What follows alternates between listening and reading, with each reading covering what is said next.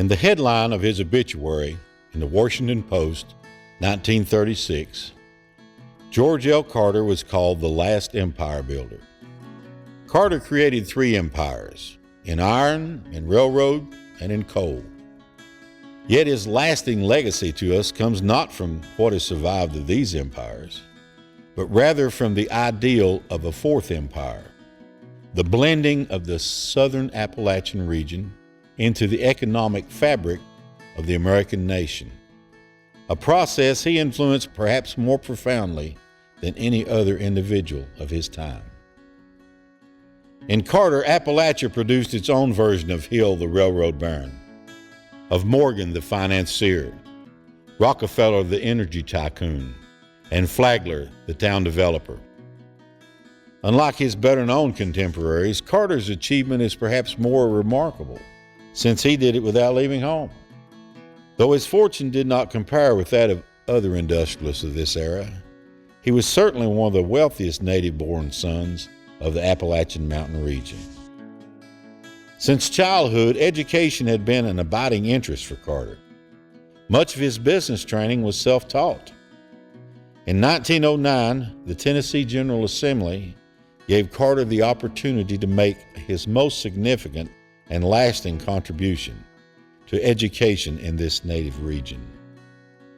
That year, a general education law was adopted, which, among other points, called for the establishment of a normal or teachers training school in each of the state's 3 grand divisions, the East, Middle, and West Tennessee.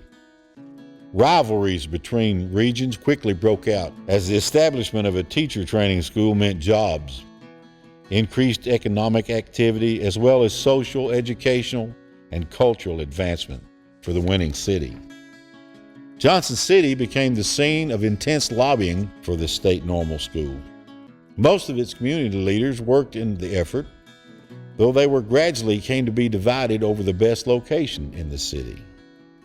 In early June of 1909, community leaders ultimately convinced the city council to approve a $75,000 bond issue for the construction of school buildings if Johnson City was selected.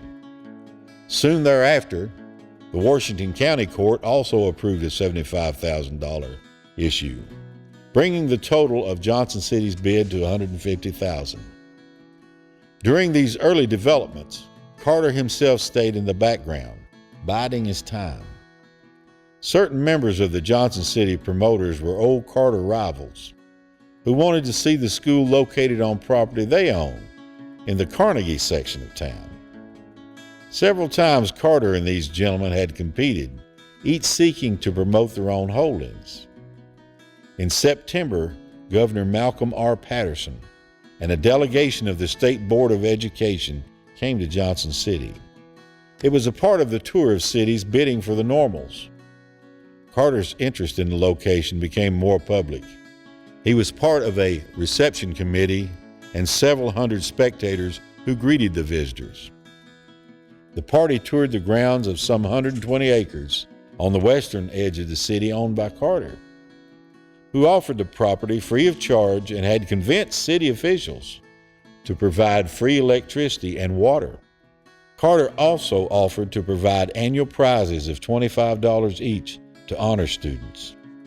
Following an elegant luncheon held at Mountain Home, the Nashville delegation was taken on a tour of the Carnegie Realty Company holdings on the eastern edge of the city. This was some of the same property which Carter had recently attempted to acquire for construction of the Clinchfield Railroad. Yet, being unsuccessful, he had placed the yards in Irwin, Tennessee. The delegation returned to Nashville without making any commitment. The following month, the State Board held discussions with some 22 rival cities in Nashville. On December the 1st, 1909, the board announced its decision. The normal schools were to be located in Murfreesboro, Middle Tennessee State Normal School, Memphis, West Tennessee State Normal School, and Johnson City, East Tennessee State Normal School. When this news reached Johnson City, the whistles of the mills and factories sounded a great great news. In February 1910, Governor Patterson led the state board back to Johnson City to make a final decision on which piece of property would be the new school's location. After a tour of the Carnegie property, the delegation seemed to lean toward this site, mostly because it offered more land. Sensing this, Carter supposedly buttonholed Governor Patterson and asked that no decision be made until the board took another look at the property he had to offer. Patterson agreed. During the night, Carter had a construction crew clear the road to the top of a wooded summit overlooking his property, land which Patterson had early asked might be included in the Carter offer. A railway spur line already existed to his property, created in order to haul materials during the construction of his home. Now this line was used to bring in equipment, workers, and rock and gravel for the building of a roadbed. The nearby livery stables of Samuel R. Taylor provided teams and scrapers with which to level the crown of the two hills, one where Gilbreth Hall would later stand and one at a higher elevation known as Reservoir Hill. As if by Aladdin's lamp, Carter created a road overnight. Early the next morning, he awakened J.P. Lyle and paid him $1,400 an acre. He acquired additional property that he needed to make his holdings even more attractive. His work done, Carter greeted the first barber he could find at 6:30 a.m. with a shave before beginning the tour with the board. He took the delegations and carriages up the newly cleared road. From there they could see the whole property, a beautiful piece of rolling, partly wooded farmland valued at some $60,000. The added property and Carter's promise of $100,000 to go with the 120 acres swung the scales in his favor. The board accepted the site, and at last he had his revenge on his Carnegie rivals. Carter's support of an institution of higher education was part of a trend in late 19th and early 20th century America. Great capitalists and entrepreneurs funded private institutions which would be named for them and whose direction could be controlled to some extent by them. Carter's is a rare case. He helped establish a public institution which would not be named for him and over which he would have no control. Its operations would be taxpayer supported and directed by school officials in Nashville. It highlights the fact that, unlike many other captains of industry, Carter was not interested in personal glory. An attempt was once made to rename the school after him. Carter squashed this idea. He insisted that he wished no conventional form of memorial from the school. He knew that what he had done, and he needed nothing with his name on it to remind him of this gift. The founding of East Tennessee State Normal School was mutually beneficial to Carter and the school.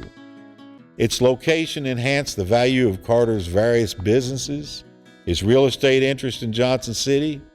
The community and the region benefited from increased educational opportunities, as well as social and cultural advantages brought by an institution of higher learning.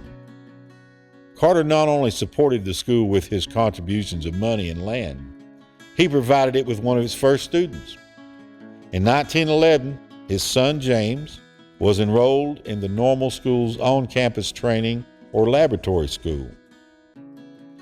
Carter also took great interest in the grounds of the campus. He paid a professional landscape specialist to help design the grounds and to plant many of the initial trees and shrubs, many of which still may be found on campus today. On April 15, 1910, Sidney G. Gilbreth was appointed East Tennessee State Normal School's first president and ultimately sited the campus. Carter and the board's original intention had been to locate the campus on a wooded hill south of the present campus. While it gave a magnificent view of the surrounding countryside and the blue-gray Unaka Mountains, Gilbreth quietly noted a concern to Carter. "I told him that while the view was magnificent, I was thinking of the hundreds of tons of coal that would have to be hauled up the hill, the climb that would have to be made by the students residing and boarding in the city, and I felt that a better site could be found. Carter then took him aside, and they walked over the hill to where the main building, Gilbert Hall, now stands. Gilbert found a stake and drove it into the ground at what would become the middle of the main building. Later, as engineers began the campus development, they started from this stake in their measurements. The initial campus buildings consisted of the main or administration building, present-day Gilbert Hall, a heating plant, a cafeteria, and a woman's dormitory. This later building was called Carter Hall in honor of Mayetta Carter and is still used as a residence hall. It is the only recognition of his influence on the campus that Carter permitted, being that it honored his wife and not himself.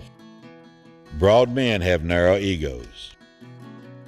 With his mansion adjoining the campus, Carter retained a keen interest in the school and regularly could be seen walking the grounds during the remaining years he resided in the city. Long trains still bring to market coal from properties Carter developed over rail lines Carter devised, helping supply the world's energy demand. Readers of the Bristol Herald-Courier, in opening their morning paper, are probably unaware that it exists because of decisions made almost 100 years ago by Carter in merging its sickly forerunners. The man driving to work in Kingsport, joined by thousands of other employees in a great modern city, probably does not realize that he is able to make the drive and get a nice paycheck because of Carter's vision in 1905 of an industrial city. The nearly 15,000 students and some 2,000 employees of East Tennessee State University come to campus in Johnson City rather than Sweetwater or Newport or Morristown because of Carter's efforts. Throughout the region, from Roanoke, Virginia, to Spartanburg, South Carolina, to Millersboro, Kentucky, to McDowell County, West Virginia, and many cities and towns in between, to small stores and great factories, people go to work in places which were located there because of George L. Carter. In 100 different ways every day, people are being influenced by the actions of a man they never knew, a man largely forgotten.